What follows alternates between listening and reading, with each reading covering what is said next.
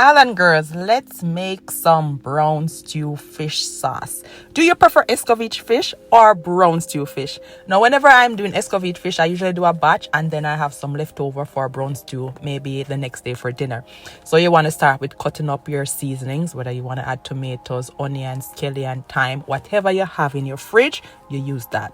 Cut it up, stir fry it in a little bit of oil. I use olive oil. You choose your oil of choice. Once you smell the essence of all those flavors coming together, I use ketchup for my base, for my fish sauce, for my brown stew fish. So I added ketchup and I also added a little bit of water. Combine that, mix it all up together, and then I add about a teaspoon of sugar. If you know what, add sugar to your thing, that is you. That's what you do in your kitchen. Me do me in my kitchen. Then I added some oregano and you're just going to season it to taste. Of course, you have to have pimento because we are talking about fish. Which island girl don't use pimento when them cooking fish? Now tell me in the comments if you know use pimento. And I also like to add a little bit of vinegar.